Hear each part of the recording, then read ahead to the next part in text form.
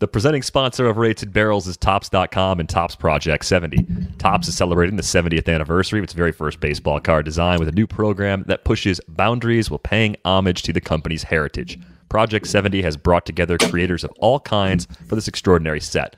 Graphic designers, tattoo and graffiti artists, animators, illustrators, painters, and even a jeweler make up the artist roster, which includes names like Snoop Dogg, Action Bronson, Ben Baller, Jeff Staple, Tyson Beck, Alex Pardee, and more. Each artist will select their own MLB players and Topps designs from any year to craft a unique story. Ever want to know what Akil Baddoo would look like in a 1990 Topps design? Or how about Fernando Tatis Jr. in a classic template from the 1950s? 3 new cards launch daily all year long on Topps.com and are only available for 70 hours before they're gone for good. And while you're there, be on the lookout for special cards. Head to Topps.com to learn more about Project 70 and to check out which cards are live right now.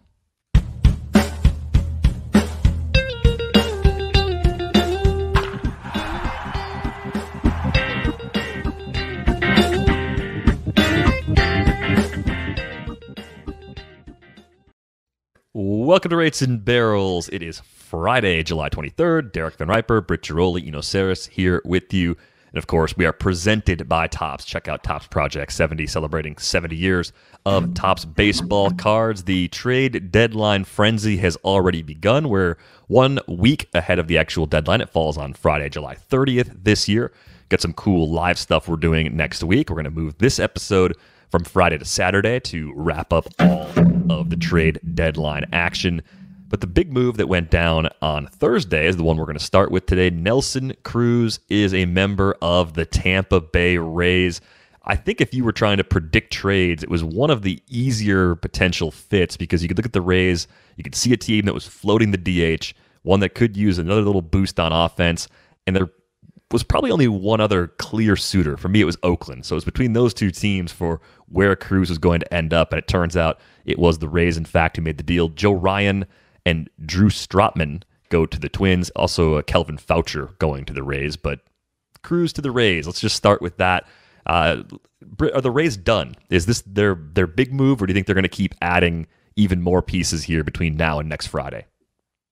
So I thought this would have been it, except listening to Eric Neander, the GM of the Rays, talk to reporters yesterday, it seemed like they're pretty committed to kind of going all in, or I guess as all in as a team like Tampa Bay with that kind of constraints in the payroll and things, can go.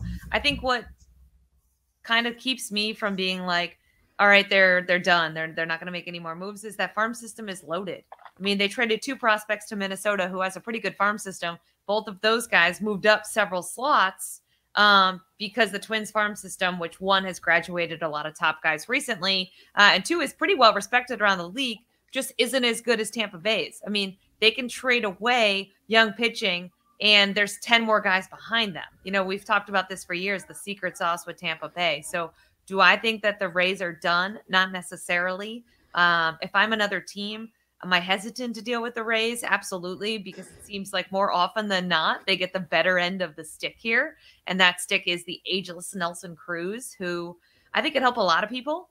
What was most interesting today to read is Ken Rosenthal, our colleague, said that the Padres were also interested in Nelson Cruz, which sounds crazy, but sort of tells you a few things. 1, everyone wants Nelson Cruz's bat, and if they have to find a spot for him, they'll find a spot for him. And 2, how beloved that guy is. And I wrote about this in Denver in the All-Star week, but Manny Machado told me he's the best teammate I've ever had. I wish he was on my team.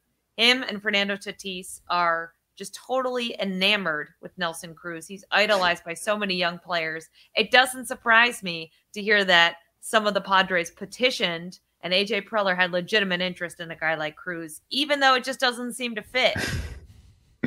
Yeah, you got to make room for a guy like that. But the perfect fit was Tampa because they strike out more than anybody in baseball. And Nelson Cruz, there's only I think there was 3 players that have more power than Nelson Cruz and strike out less. And their names are Vlad Guerrero Jr., Matt Olson, and Max Muncy. So he's a great combination of contact and power, really going to make that lineup better. And somebody else pointed out another thing on Twitter. He murders breaking balls, and that's not necessarily something that Randy Arozarena or Brandon Lau are doing well right now.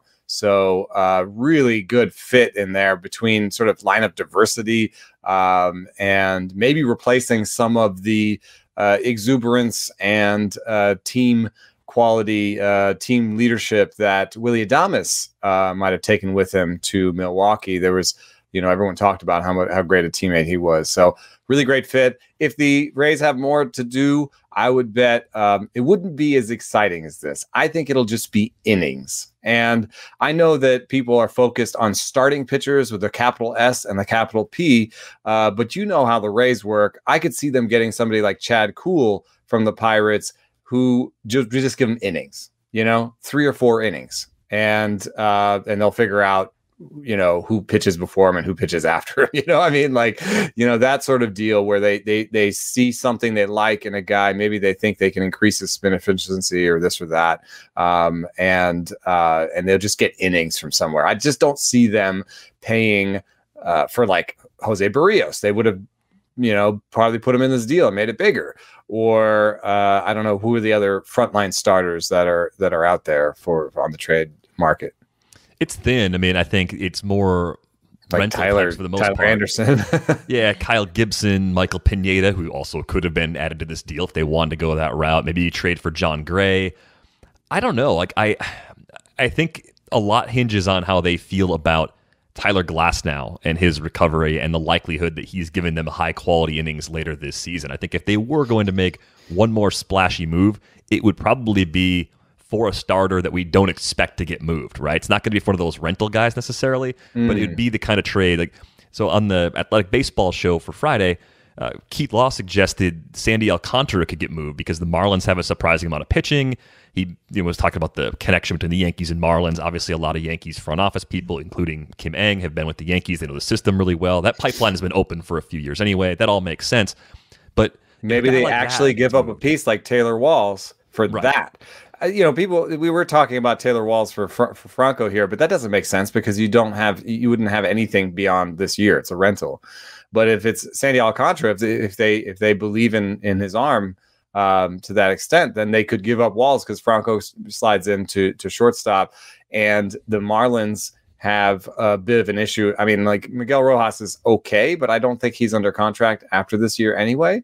Getting somebody like Taylor Walls and a pitching prospect might be something that they'd look into.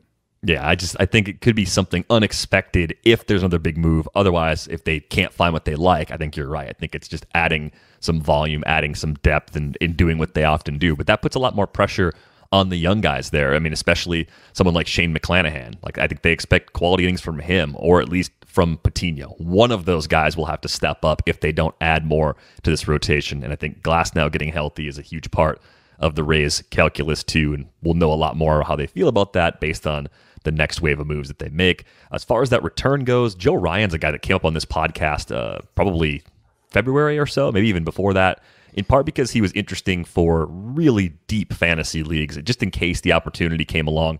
The numbers in the minors were really good. I think at the time you threw a bucket of cold water on him as a deep sleeper. There was something in the profile that you didn't like. The results so far this year at AAA have been good. I think the benefit for him not being in Tampa Bay is that he could have a path to more innings. The drawback would be that if the Rays had kept him, he probably would have had an opener in front of him, and he would have been managed very carefully. And the quality of the innings would have probably been higher, but now he's got a clear shot to maybe be a starter in Minnesota, if not immediately, before the end of the season. I mean, the comp for me is Yusmeiro Petit, because he throws this invisible, and I don't know if I can do this, but I'm trying to show it on YouTube, but like basically when his arm comes through, he leads with the shoulder. Thank you. I get the whole, look at this. Woo! All right. So when he comes through, he kind of leads with his with his elbow, and then the ball pops up. And that's what Ben Lively did. And also that's what Yusmeiro Petit does. And that makes it hard to catch that release point. You don't see the ball. He hides the ball. It comes out and it pop.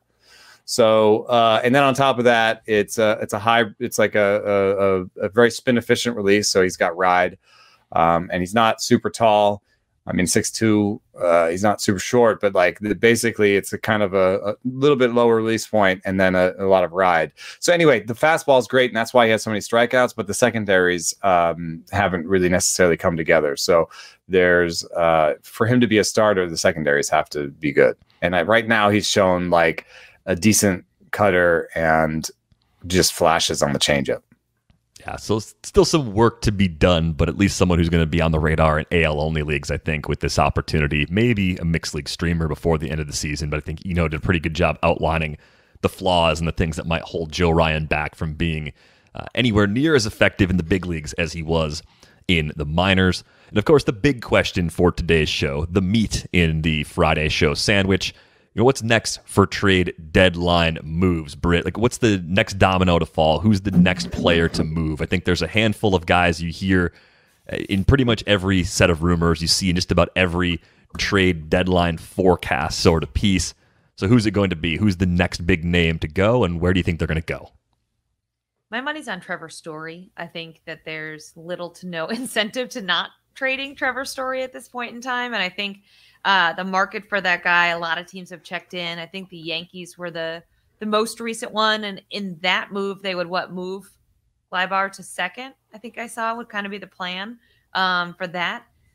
The thing, though, is the Yankees lost an absolute heartbreaker last night. I don't know if you guys saw that game with the wild pitches. And I don't know who had it worse, the Yankees or the Dodgers losing on that check swing call. There were some really, really gut-wrenching losses around the game last night. But I think Trevor Story is probably the next guy who gets moved. I think a lot of this trade deadline really depends on the Washington Nationals. And spoke to Mike Rizzo the other day at Nats Park, and he kind of said, and I think this is true for probably a lot of teams right now, guys, that they have a dual approach right now. They're either going to sell or they're going to buy. And they've got scouts and people and scenarios on both sides. And it depends on what happens the next 4 or 5 days. Yeah. Which is why I think, which is going to me, is really going to impact what happens here. Because a few weeks ago, we all kind of thought maybe the Tigers would be this team that would just roadkill and people would just pick them over. Well, now they're really good and they're in a position where they probably aren't going to do anything. And why should they? Right? Yeah. And they hired AJ Hinch, who's a win now guy. Yes, and the Orioles would be an obvious team to be like, oh, let's feast here. Well, John Means hasn't been good since he came back from the IL. His spin rate has been down, suspiciously down. They're not trading Trey Mancini, and they're not trading Cedric Mullins. So where they don't really have anyone either. So where, obviously the Rockies have some pieces that can be moved. Seattle has overperformed. You look at this list, and do I think Chris Bryant finally gets moved after 3 years of trade rumors? Probably. But there just isn't that many teams that are in total, hey, let's sell everything, burn it to the studs mode. I think a lot of teams are in that weird in-between, and that's why I think that 48 hours before the trade deadline could get pretty wacky as teams kind of have to decide that have been straddling this line. Yeah. I was on the Mets podcast with Ted Berg yesterday, and he pointed out that the Braves come to town for a 4-game series that ends on the trade deadline.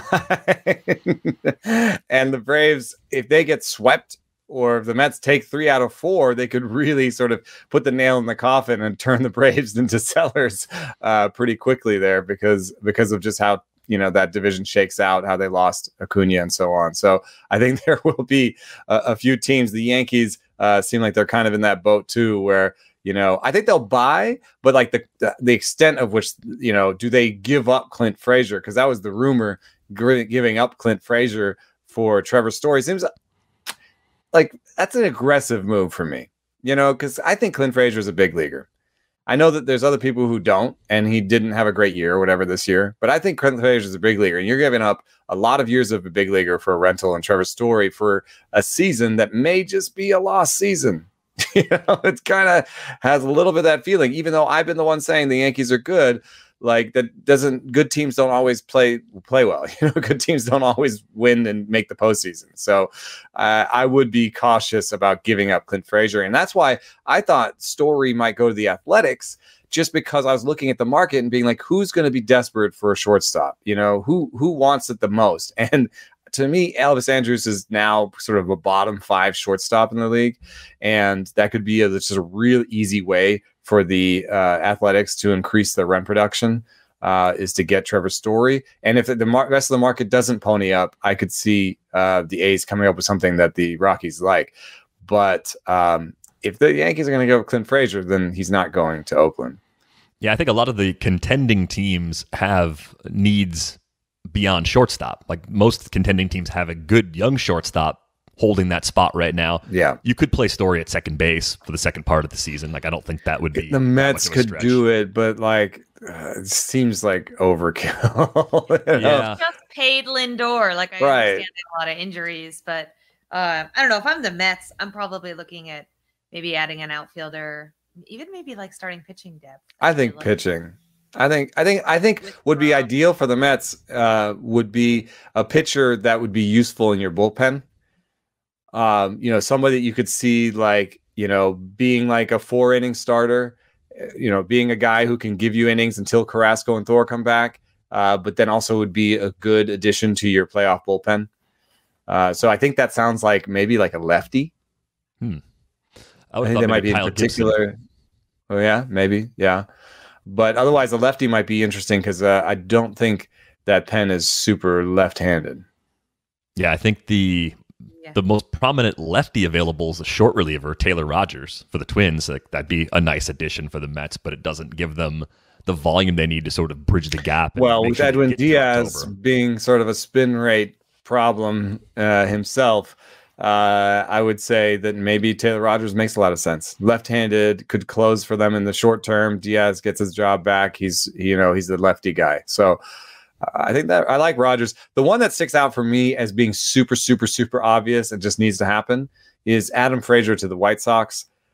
Even with the bats that they're getting back, they're pretty right-handed heavy.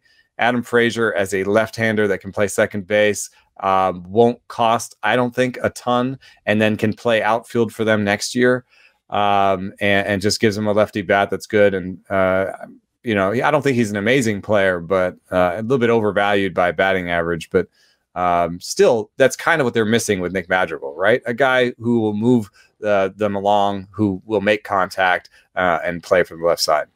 And he gives you more depth next year. We talked about the White Sox back before the season started, and we said if it goes wrong for them, it's probably because their big league depth is very suspect. Surprisingly, they've tapped into it and gotten pretty good mileage out of some guys.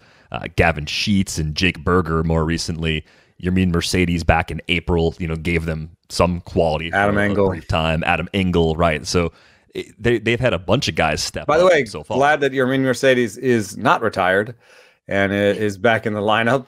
I think there's a lot of things that we can blame Tony La Russa for. I'm not sure this one was that. I think it was, I would say from the outside, and I don't have inside knowledge, but I have read James Fegan on the issue, so I feel like I have inside knowledge. Sign up for The Athletic for $3.99 exactly. at theathletic.com/rates and barrels. But I think it was just frustration. He had a really nice taste of the big leagues. He had like success at the big league level and was playing nearly every day. And then he was back in friggin' Charlotte, which I'm not bagging on Charlotte. I'm just saying, like, you're like, God dang it. And then they also called up other catchers ahead of him because he's not a great defensive catcher. So he's like, God, they could use me right now, and they're not calling me up. I could see being like, screw all this. He got pinch hit for in the 6th inning. I could see being like, I'm out of here. I think because he's spent so much time in the minors, there's just level fatigue in place. But he wasn't sent down because someone came back and they just didn't have a spot for him. He was sent down because for a span of 2 months, he hit 196 with a 264 OBP and a 272 slug. Like, bit of a scouting thing. I think they started filling up the top of the zone. And he couldn't do anything about it. You're right. And for a contending team, you can't just let a guy like that try and make those adjustments on the fly. So I don't know if the Yerminator really gets another chance with the White Sox, barring a couple of injuries. They're going to probably make some deals at the deadline to add some depth. And then you add back in Eloy Jimenez. That crowds up left field, first base, DH, because then Andrew Vaughn's back in the mix with Abreu splitting those other two spots. So all of that kind of just leaves him permanently blocked unless there's some team out there that wants to trade for him. And if there was a team out there that was willing to trade for him and just see what would happen with those DH, I would see it as like a throw-in. Right. I would see it as a throw-in. I think he's a throw-in. I think he's closer to a DFA than anything else at this point, which is really kind of a bummer just based on how fun the story was back in April. But at the same time, this is how these types of things tend to go. Defensive value matters. I mean, it's just if you can't, you have to be such a good bat to be a DH. I think, work ethic matters. I mean, the Nationals released him because he had a ton of talent and didn't want to work. They had conversation after conversation with him, showing up late, not listening. With the Orioles, he wasn't put on their playoff roster when he got promoted to the Frederick Keys for kind of the same thing. So I think, I talked to someone yesterday who said if he dedicated himself, he could hit for 10 years in the big leagues. And I think what you saw with the I'm retired, I'm not retired still shows a level of immaturity. Certainly frustration, but also immaturity, right? Like, this is baseball. Like, you have to work hard. No one's going to hand you a position. There are plenty of guys in AAA who feel like they're leagues that aren't retiring. I think Eno's sorry. My phone fell. That's kind of like my read on that, and I agree. Maybe a DFA situation. You at the end of the day, I think makeup still matters. But what's interesting is in Chicago, Tony La Russa has shown to be a manager who can overlook that if you can hit and you can play. And after that great April, what did he hit? Like 148. So he just wasn't getting it done at the big league level. And there's really nobody else to blame. You can't blame Tony La Russa for, in my mind, what happened and what transpired over the last couple of days with Yerman Mercedes, really at all. But I do want to get back to the trade deadline stuff real quick, because to me, there's two guys who can change the whole trade deadline: Joey Gallo, Max Scherzer. Now, Joey Gallo, it looks like, won't get traded, wants to stay in Texas, which is unfortunate for Texas because a lot of teams could use Joey Gallo. That's a hell of a sentence. He's an outfielder, hits for power. A lot of teams, and I think we talked about it on the show, you put him on another lineup, maybe he gets even more pitches to hit. I don't know. And with Max I'd be a little bit nervous about signing him to a long-term extension too with the strikeout rate. It's just that type of strikeout rate just makes me nervous. It just makes me feel like the other Chris Davis, where it just, when it goes wrong, it just goes terribly, terribly wrong. And he's like, I know that Gallo is more athletic, I think, than Chris Davis, but Chris Davis with the C was a third baseman at one point, and like he's not like a typical doddering first baseman or anything. Like he people said he was athletic and he was a great hitter, and when they were defending that deal. So I think a long-term extension for Gallo might be a problem for Texas, and then you're stuck. Do we keep him because he says he wants to stay here, but we don't really want to sign him to this deal, and we really could use the infusion of talent? You trade him. You have to trade him. He's not a pending free agent, right? He's got one more year left, so it's the. But you get a lot more for him now than you would in the offseason or next trade deadline. I think that to me, like the Padres are big swingers, and getting Gibson and Gallo. With the ties they have, that's an underrated part of the trade deadline, is that some people have ties with each other. If you look at where trades are made, you'll see certain teams line up a lot, and it's because of who has whose phone number and who's willing to, who has enough of a relationship with the other guy to look past that stupid first offer. Because if you don't have a relationship with another person in another front office and they send you that stupid first offer, you're like, screw you. Like, this is the dumbest thing I've ever heard. No, bye. But if you're like, oh, Joe, never mind that offer, let's move past that into something that might actually happen.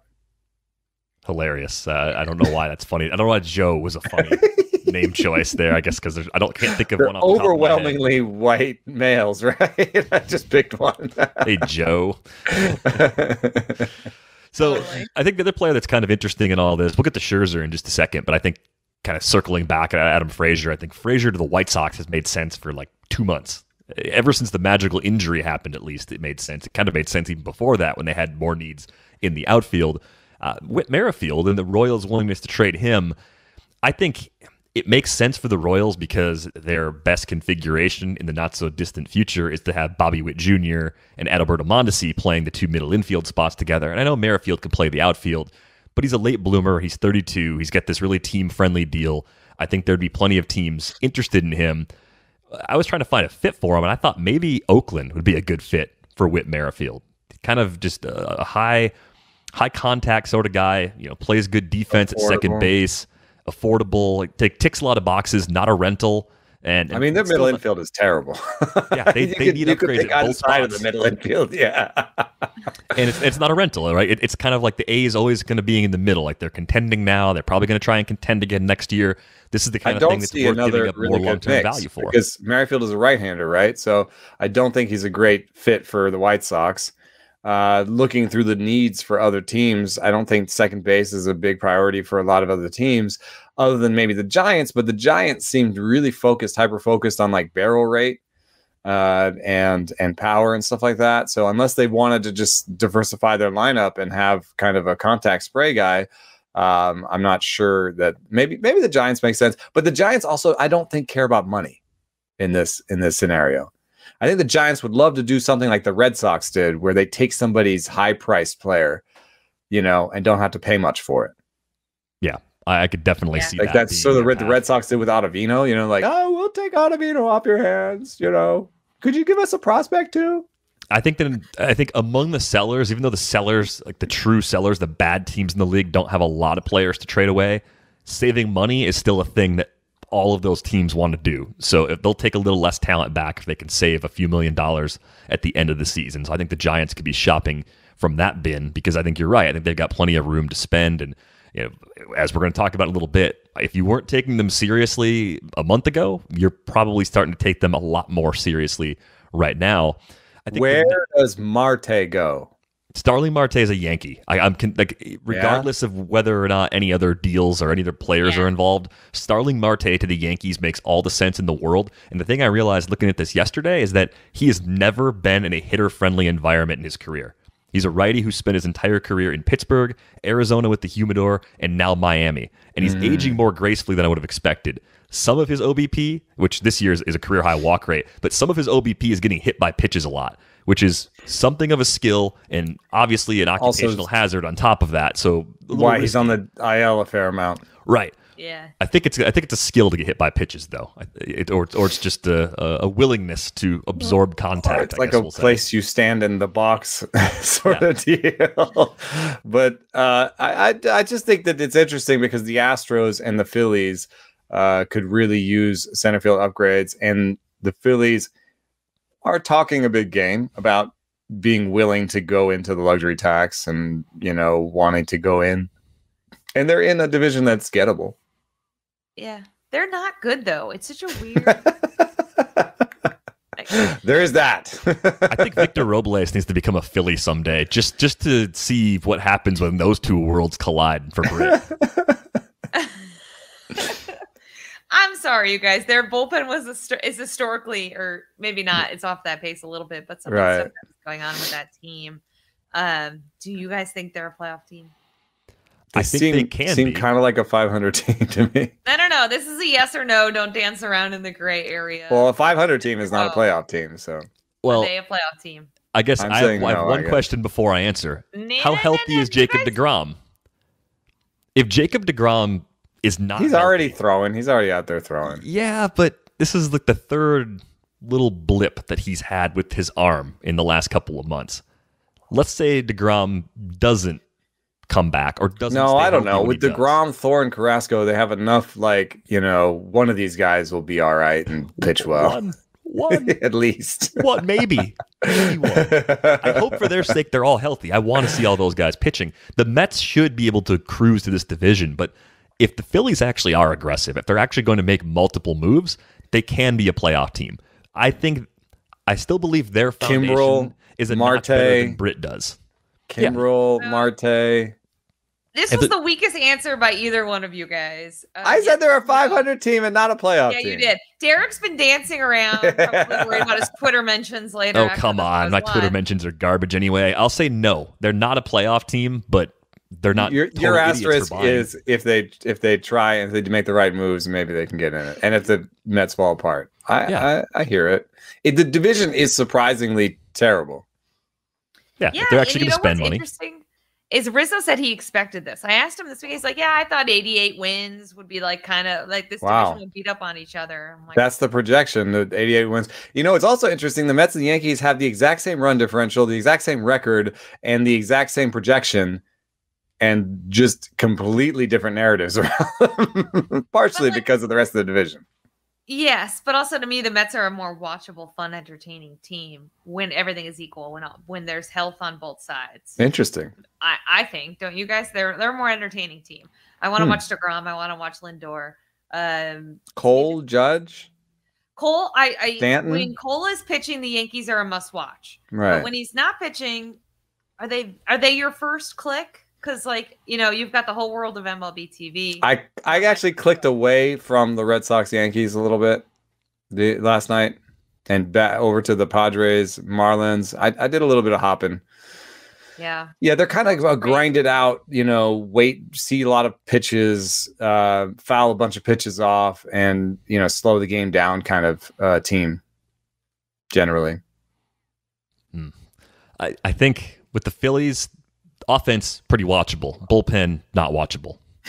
So for the first 7 innings, watch the Phillies. Once it gets to about the 8th inning, you're a Phillies fan, change the channel. Yeah. Mm-hmm. But they could make the right moves. They could actually do it. I think the Astros is a possibility for Starling Marte is one that I hadn't thought much about. I mean, center field is a clear need for them. It was one that I flagged looking through all the different positions, but I hadn't really thought about them actually trading for someone there. I think it would be a pure rental, though. I don't think they'd retain him because I think they see Pedro Leon or somebody internally possibly taking over that spot maybe by opening day of next season. I'm trying to look if any other names could be surprisingly moved. I mean, the Kimbrel situation, there's plenty of suitors for these relievers. Kimbrel, Rogers, Richard Rodriguez has multiple years of control. I think Kimbrel has more than 1 year too, right? Yeah, and he's expensive. So I think that kind of narrows the market down a little bit to more of the big market teams that will spend the cash. To the Phillies or Giants. Yep, those two teams make a lot of sense. Initially, I wanted to put him on the Jays. I think the Jays are more likely to go get Richard Rodriguez because more years of control and he's cheaper. And I think the teams that are kind of chasing the wild card that are going to buy are looking more for multi-year improvements. Yeah. Obviously, the Jays are a team on the rise. Make sure you're making next year better too, yeah. But yeah, if you're giving up future value for a team that has the up arrow for the next few years, you want someone coming back who's actually still going to be there if you're giving up anyone of significant long-term value. Makes sense. Yeah. Yeah. Well, what about the Twins, though? Do you guys think Donaldson or Jose Barrios gets moved? Because the Twins have already dealt Nelson Cruz. Do they just go all in and trade everyone who they think, because this was unexpected. They weren't supposed to be bad. So now who's going to take on money like that, though? I could say the Giants, but Longoria is going to be back at some point. Phillies have Bohm, Yankees. Josh Donaldson to the Mets, maybe? And then Davis goes to the outfield. Yeah, I think that would be maybe one of the fits. That might be all right. That's not too terrible. It is a weird position. Not a ton of teams contending need a lot of help at third base. You can shuffle some things around. Plus, you got Chris Bryant out there, too. But the benefit of trading for Bryant instead, you can move him around a little bit. You can at least feel good about playing Bryant at the infield corners or the outfield corners compared to Donaldson, who plays even spot. Center. They asked him on MLB Network what his favorite place was to play, and he said center. Yeah, so I think Bryant's a big piece here. But circling all the way back now to the Max Scherzer possibility, I can't believe this is going to come down to these last couple days. I mean, I can, but it's a 3-game series at Baltimore starting tonight, and then it's a 4-game series on the road against the Phillies, and then on the trade deadline, back home for Victor Robles bobblehead day. Britt, I will not have any of my collectibles after I move. If you happen to be at the park that day and you happen to trip over a pile of Victor Robles bobblehead on your way out of the stadium, which you will because the fans will not want to bring those home, please be kind enough to pick one up off the ground and drop it in the mail for me because I will cherish it for a very long time. It'll be the first one in the background at the new place. Might be the only one. Yeah. All right. I'll see what I can do. If you're going to be there, don't make a special trip for this. This would be I'm going to. Totally if I'm ridiculous. Here in town, Britt, I'm going. Britt has me convinced, though, that Rizzo's not going to sell. You think he's not going to sell, so he's going to try and actually add because he sees a path to possibly hang around? I think he'll do the lamest of adding, where it's just like a rental reliever that costs him very little, some little thing. Yeah. I mean, guys, they did this in 19. They were like flirting with contention, added a bunch of meh guys, Hunter Strickland. There you go. Elias, That's it. Hudson. Nobody thought it was sexy. Daniel Hudson ended up, Rizzo himself said this is not sexy. The Braves made all these splashy moves. And Daniel Hudson obviously ended up being the last guy on the mound in the World Series that year. But like, I'm really interested in somebody getting Michael Givens. He's a rental reliever. He has a really weird arm slot. And if you haven't seen Michael Givens a lot, he's really hard. I mean, once you've seen him a ton, then some of that deception goes away. But like, if you brought him to a new division, people would be like, what is this? Yeah. I mean, people keep asking me about Scherzer. And like, as we've mentioned, he could change the whole trade deadline. And they're not, Rizzo didn't totally say that they were opposed. If they sell, anyone's on the table. I'm just curious what it would take for them to sell, given what's going on in front of them with the Mets and the Phillies and the Braves. Like, given what's going on in this division, would they have to lose every game to say we're definitely sellers? It kind of seems like it, doesn't it? I think they'd have to lose every game, or at least drop 2 of 3 to the Orioles, and then maybe split that second series against the Phillies prior to the deadline, because that put them about 7 back, depending on what happens up top. They're 5 below 500 as we're talking right now, but all but one team in that division is below 500 right now. So, and it doesn't look like a division that's going to produce a wild card, right? No. I mean, it really looks like the West is going to take both wild cards. So yeah, I mean, the Padres have 57 wins already. They have 7 more wins than the Mets, and the Mets are controlling that division. Exactly. So it would take a lot. It would take a lot for the NL West teams to fall back to the pack and not claim both of those wild cards. Yeah. The other thing that makes me hesitant about the Nats going into sell mode is, 1, they don't really do that. 2, Steven Strasburg threw a bullpen when I was there the other day, and they allege he's coming back this season, which if he does come back and he is healthy, and these are all like ifs and ands and buts and maybes, but it's a different team.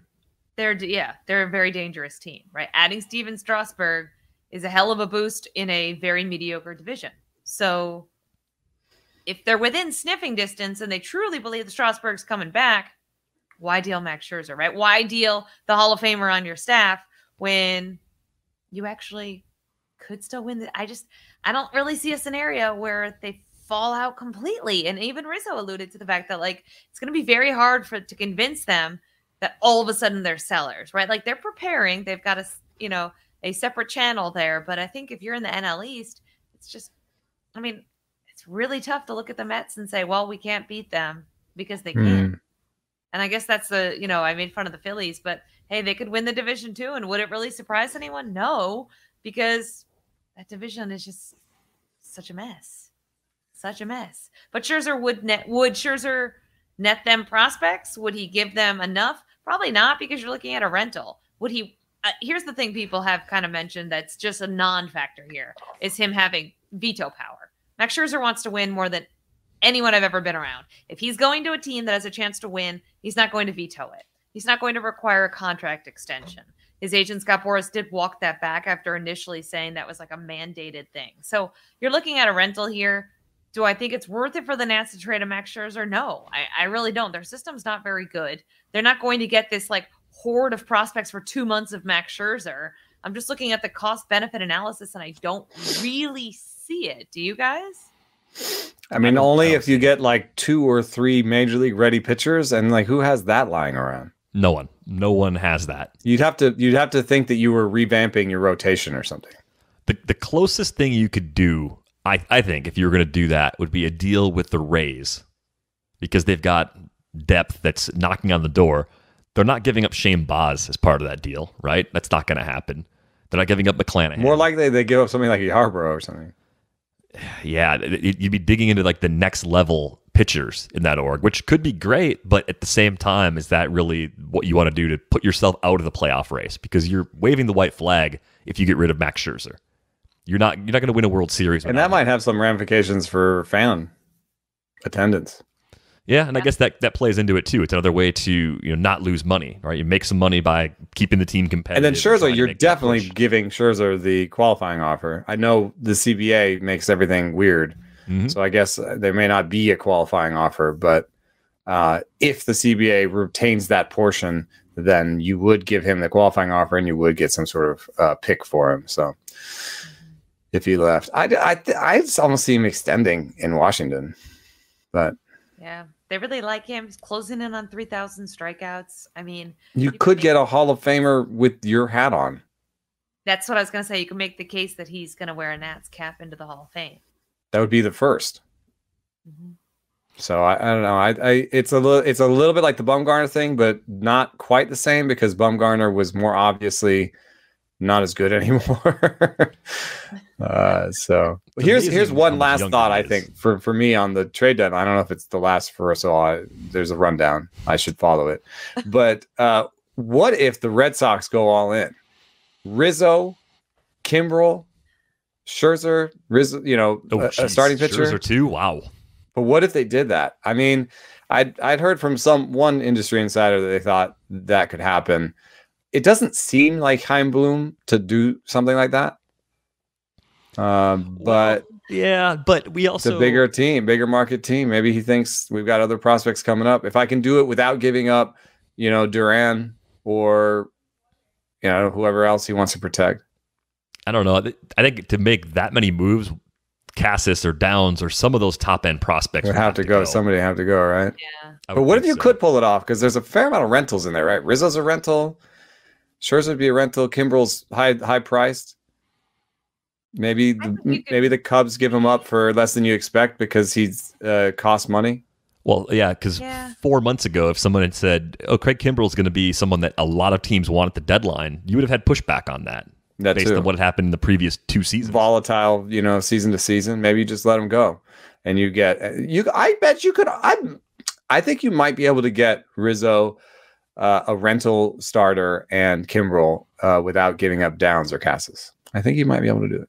Maybe without giving up a top 5 prospect, or maybe Scherzer. If the best player you give up is Tanner once you start talking Scherzer, I don't know. If it's Tanner Houck plus depth, maybe you do it. Because that's a huge windfall. That'd be a good get for the great Nats. Stuff plus number, by the way. If we were going to trade Scherzer, if we were going to trade Scherzer, I think Tanner Houck fits the bill of big league ready starter who's really interesting. Again, it's a white flag move for the Nationals, but I think you might need to include the bat too, maybe Cassis or something. I don't know. Yeah, it's hard to imagine what that trade. It's really hard with the high name rentals. Nelson Cruz is a great bat. But he's a rental, and he got back 2 guys who might be relievers. He's a rental DH. He's also a rental DH. He's also 41. He's also 41. Hey, he told he takes a lot of naps. That was his biggest. There's no secret. There's no secret, he said. I take naps. That's his key to staying young. Well, hey, look, there's obviously a lot that's going to happen here in the next week, and we're as excited as anyone to see how it plays out. And like I said, we'll talk about it in greater detail again after it goes down next Saturday. So no Friday episode next week. We're doing some live stuff on Friday afternoon, but Saturday will be the release of the trade deadline recap show, which is one of my favorite shows each and every year. We're all trying to eat better, but healthy breakfast doesn't have to be boring. Magic Spoon has the amazing flavors you love, but without all the bad stuff. 0 grams of sugar, 13 to 14 grams of protein, and only 4 net grams of carbs in each serving. And only 140 calories a serving. It's keto-friendly, gluten-free, grain-free, soy-free, low-carb, and GMO-free. And you can build your own box. Available flavors include cocoa, fruity, frosted, peanut butter, blueberry, and cinnamon. Go to magicspoon.com/rates to grab a custom bundle of cereal to try today. And be sure to use our promo code RATES at checkout to save $5 off your order. Magic Spoon is so confident in their product, it's backed with a 100% happiness guarantee. So if you don't like it for any reason, they'll refund your money, no questions asked. Remember, get your next delicious bowl of guilt-free cereal at magicspoon.com/rates and use the code RATES to save $5 off. Thank you, Magic Spoon, for sponsoring this episode. If dreams of vacations and enjoying the fun of life are turning back into a reality for you, don't let concerns over financial setbacks keep you from saying yes. Credit Karma helps you keep your financial goals in check, so you won't have to hit pause on a good time ahead. Credit Karma's game-changing technology shows you tailored offers for credit cards and personal loans that you're more likely to be approved for, so you can apply with more confidence. They use your credit and other financial information to show you custom recommendations. And whether you want cash back, travel rewards, or to consolidate debt, Credit Karma can help you find the offers that fit your goals. With a selection of options and approval odds, you have the power to make informed decisions. Credit Karma. Apply with confidence. Go to creditkarma.com/podcast to learn more and find offers tailored just for you. That's creditkarma.com/podcast, or you can see your offers on the Credit Karma app. Apply with confidence today. Go to creditkarma.com/podcast or the Credit Karma app. All right, we mentioned this a little bit earlier. The Giants-Dodgers series this week was a big one. Pretty wild turn of events, especially in the final game of that series on Thursday night. Dave Roberts ejected for the second night in a row. Another blown save for Kenley Jansen. Circumstances in this one, though, Dave Roberts was right to be heated. He was right to get tossed from that game. The Dodgers rightfully won the game. There was a very close play at second base. It was a forced play that would have ended the game. After review, it was overturned. Runner was called safe. That extended the inning. And then Darren Ruff did not hold back on a check swing. Even on appeal, he was still deemed to have not swung the bat. Roberts lost it. Kenley Jansen's meltdown continued. The Dodgers ended up losing 3-4 to the Giants. So I hinted at this a little bit earlier, you guys. I think we all kind of expected the Giants in the second half to softly kind of fall to the third position in the NL West. And our question at the time was more, are they a playoff team, or are they going to be the first team out of the playoffs? That was sort of where we're at. If they're going to add, if they're going to spend money, if they're willing to keep building on this roster, I think given what's happening with the Dodgers up and down that roster right now, the window for the Giants to actually win the NL West has opened. And I did not expect this to happen, but plenty of reasons to believe in it now. So how much has your perception of the Giants changed just over the last month or so, Britt? Just over the last couple nights, I feel like it's changed. Just watching those games, it's interesting. I'm with you, Derek. I kind of expected them to fade. I think we kind of all did to some extent. But whether they should have won last night's game or 2 nights ago, we can sit here and debate. The fact of the matter is they found ways to win. And I can't tell you how many times we've seen these teams who have no business winning those games, right? Like it happened all the time in 19 with the Nationals. It happened back my first year in 2008 with the Tampa Bay Rays. They would literally just steal wins from the throes of defeat. And that's what this Giants team is doing. Like that play at second base, the check swing. I mean, Dave Roberts has got thrown out. He's not like a typically boisterous guy, right? He's not Ozzie Guillen. He's not he's not going to go out there and argue every second. He got thrown out now in back-to-back games. And I think it shows you a few things. One, that there were a lot of bad calls, but, 2, that this Giants team is just going to take every break and turn it around. I mean, nobody asked Kenley Jansen to implode after those calls went against them. I think if you're the Giants, you win these kind of games and you're like, man, we could beat these guys no matter what. We could beat these guys even when we should have lost to these guys. And there's no real way to quantify that. So to me, this Giants team is playing with confidence. They're playing with a lot of ability, and they're a team that, as we've talked about, is an older team. They're not going to all of a sudden panic in September and be like, oh, no, we shouldn't be here. They've got a lot of veteran guys. And I think that division now, to me, belongs to the Giants or the Padres. I see LA, especially if they don't go out and make these moves, really needing a starting pitcher. I see them kind of fighting maybe for that third slot. Yeah, Giants, a couple things stand out for me. Buster Posey's leadership. There was this whole thing about Bud Light and Tyler Rogers. So Tyler Rogers blew the third game in the series on a big home run by Will Smith, and said, I'm just going to, have a Bud Light after the game and try not to think about it. And then it was Bud Light got involved and, things got corporate. But the thing that I saw that was pretty cool was when Tyler Rogers stepped to the mound the next night, Buster Posey came out, and I don't know what he said. It probably wasn't nuts and bolts. It was probably just some sort of pat on the ass type of thing, but he somehow, he has that kind of leadership. And Buster Posey has been, I think he's already a Hall of Famer, and I think he's a big part of why this team is great. And then the other thing that I think of is just depth. Farhan, when you talk to other executives about Farhan Zaidi, and you talk about, like I was talking to an executive and I said, oh man, Farhan must just have a guy who just works the waiver wire, like just a guy who's like trying to claim players out there, trying to keep one roster slot clean, one 40-man roster slot clean, so you can just always just claim people, because that's what the Giants did for like the 3 years up to this year. And the exec turned to me and he said, no, that's Farhan. Yeah. I don't know if you guys remember this piece. There was a piece about him. It was a piece about, I think it was the Giants. No, it was the Dodgers front office fantasy football league. Maybe some players were in it. Exactly. He churns his big league roster the way that a dedicated fantasy player churns a fantasy roster over and over and over again, finding pieces, trying to get better, just out hustling people on the margins, which, if you're a small market team, you have to do it. If you're a big market team and you do that, and you scout well, and you develop well, and you spend money, and you're good at trades, which all of those things, I think, are things that we could start to say are becoming true about the Giants if they weren't previously true, you're in a really good spot to have a lot of success. And I think it's funny that he's doing it himself. It's not a lieutenant. It's not a second in command or third in command who's actually burning through all those players who are available.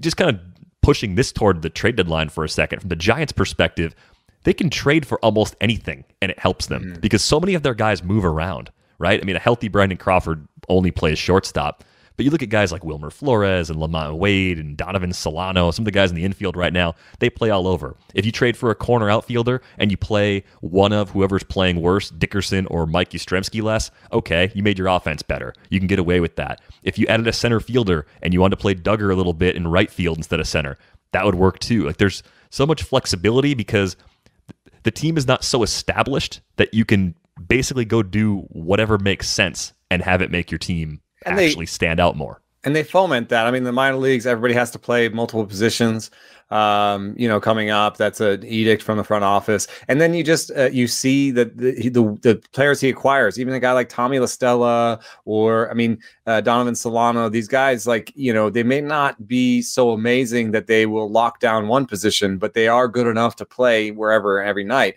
And I thought a little bit in the ninth inning last night when the Dodgers were up. Usually the Dodgers have that. Right. Usually the Dodgers had that same idea going where you're like, wow, how'd they get this guy? And how do they turn Max Muncy into it? How do they do that? And why is it like every time it's the bottom of the ninth, like three good batters are coming up? Well, I don't think that was necessarily true last night. They didn't put together super competitive at bats in the ninth inning, at least. And that was something that I thought about during the series for the Giants was just like, wow, every inning, there's at least one or two good hitters that come up, Yeah. And I think some of the other flaws for the Dodgers right now, Cody Bellinger's first half injuries and his overall struggles this year are a surprise. Mookie Betts hasn't been himself. Clayton Kershaw's on the IL. He has started playing catch, right? So there are some key pieces that are either not doing what we expected. We can say the same of the Giants. Longo's hurt. Crawford's hurt. Belt's hurt. Sure. No, I'm not saying the Giants have avoided that, but the step down from the Giant starters to their backups is smaller because the ceilings are not as high for those players. The guys the Dodgers have had underperforming are supposed to be like MVP caliber players, not necessarily like 2 and 3 WAR sort of guys, but like 7+ WAR guys. And I think that's a huge part of why this division's been so close and so entertaining. Yeah, Bellinger's is surprisingly related all the way back to that shoulder injury. He had an ongoing shoulder injury that like sort of really became a problem when he did that celebration move and popped his shoulder out in the World Series. And that didn't allow him in the offseason to bulk up. So he's at the skinniest he's ever been. And I think that's a bit of a problem for him. Already a skinny person, and that might be part of why the power hasn't been there for him this year. I still think he'll bounce back, but it may not be till next year. Yeah. And then you can't rely on them having Trevor Bauer back at any point this season either. So to me, there's just been a lot. The Dodgers have been hit with a lot of key guys. You guys are missing, and they just haven't been able to fill in and have these depth guys step up like it seems like they have in prior years, where you're like, who even is this guy? All of a sudden he's inserted in the Dodgers lineup and he's great. Really haven't seen that at all this year. And I think people forget Dustin May. Like these are guys that they've they've missed that they relied on, that they counted on. Their starting rotation has really taken a lot of hit. I don't know what other team could survive the kind of depth issues that they've had. Yeah. What do you guys do about Jansen? I think the timing for this is very fortunate for the Dodgers because they can do something about it. They can be players for some of those relievers we mentioned earlier, right? They can go out and get any one of those guys if they want to. If they want it to be Kimbrel, they can afford Kimbrel. If they want it to be Rogers because they want another lefty they can throw out there, it could be Rogers. I think they have to add something. I think making that final call really hinges on who that someone is. If they're the team that gets Richard Rodriguez, it's a little harder to finally push Kenley Jansen out of that role for a guy who's only held that role for like a year. But you're the Dodgers. You can't afford to dink around anymore. You don't have the luxury of just coasting to the division title. So you can't lean on the past success that you've had in that late inning role for Jansen and just say, well, he usually works it out and it's going to be fine. Like, this is probably the last straw. The walk rate's way up. The K rate is down. I think for all the times we have wondered, is this the end for Kenley Jansen? This is the end of him as a dominant late inning arm. We just saw it. Like, he was pitching over his skis up until recently, and now we're at the point where he's probably more of like a 6th or 7th inning guy than the guy that you want in the highest leverage spots to finish out a game, which is really disappointing.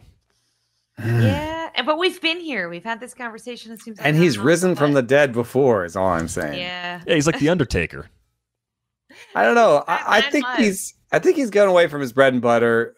You can see it. Last night there was a lot of four-seamers, and he can't command the four-seam.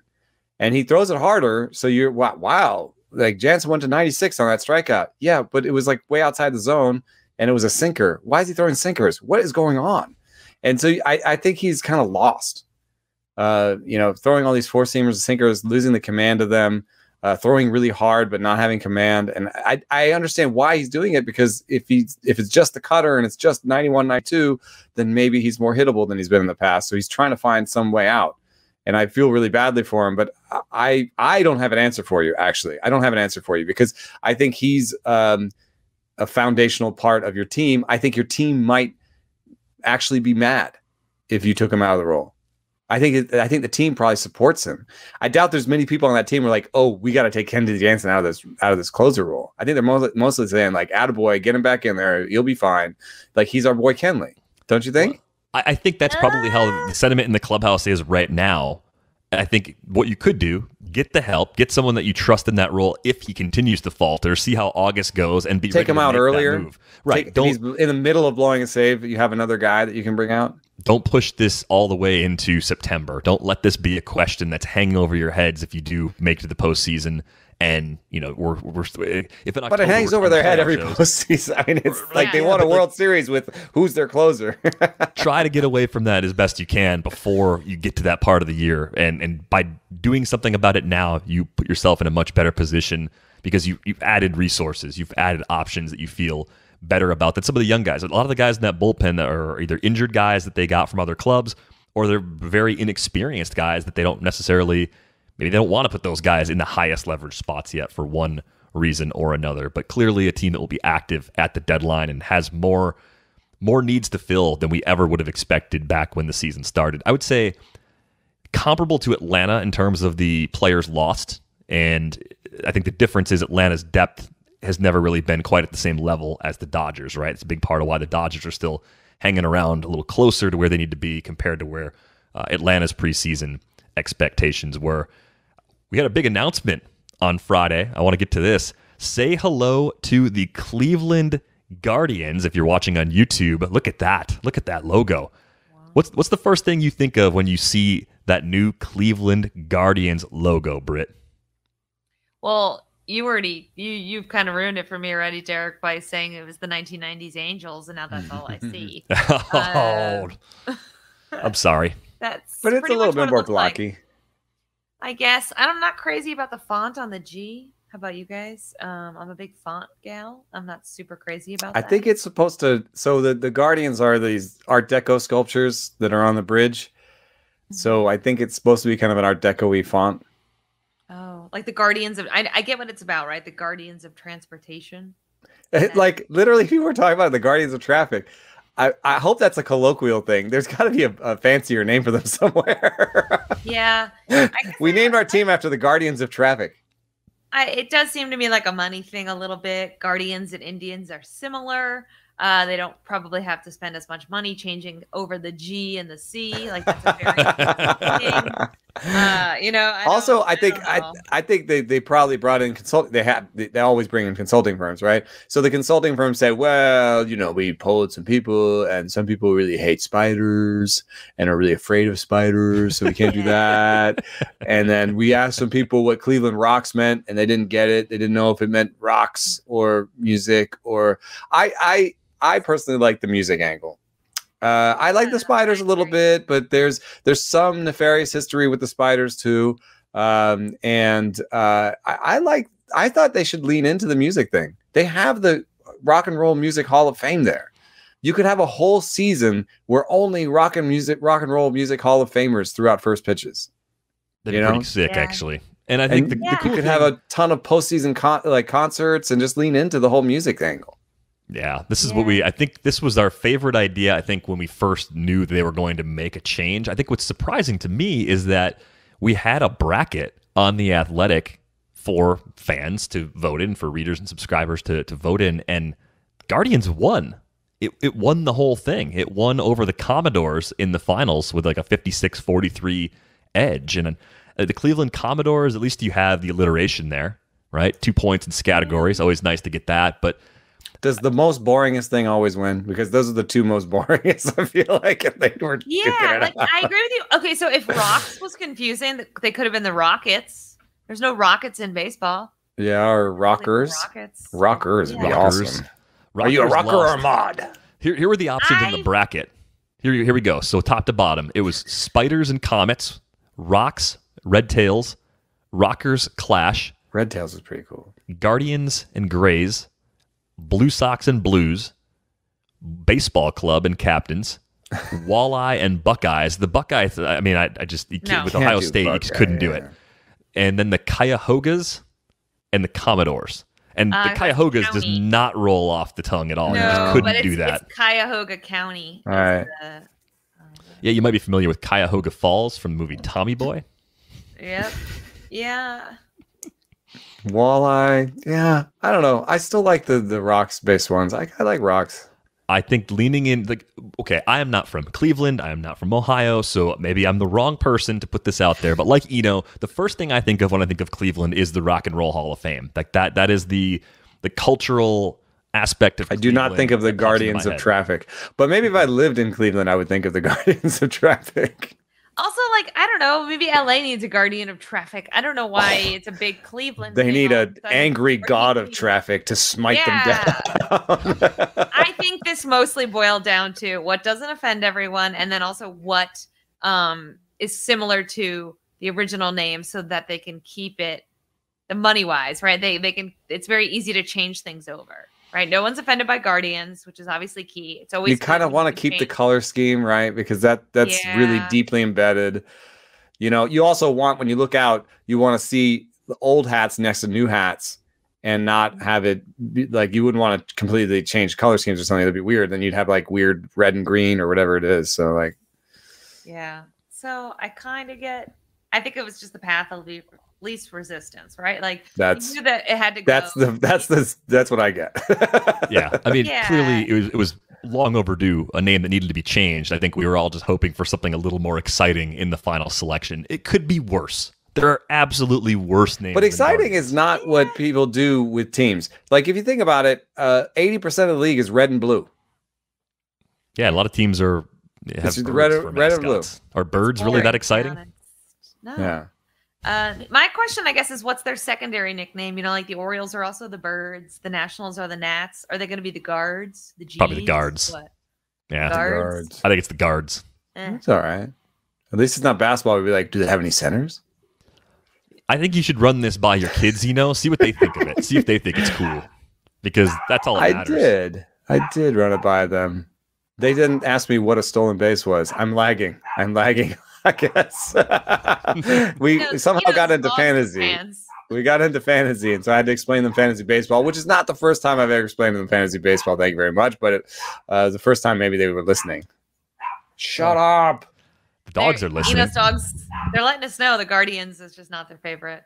No, they are not happy about it. Aspiring good boys upstairs, not happy about the name, but it's not. Not quite yet, good boys. Yeah, soon to be good boys. With enough treats, they can get there.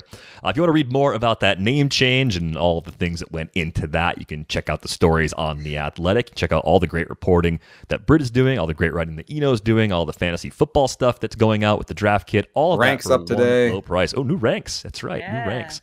$3.99 a month is the price at theathletic.com/rates and barrels. As always, you can drop us a line via email, ratesandbarrels@theathletic.com. You can also tweet at us. She's at Britt_Giroli. He's at Enoceris. I am at Derek Van Riper. That is going to wrap things up for this episode of Rates and Barrels. We are back with you on Wednesday. Thanks for listening.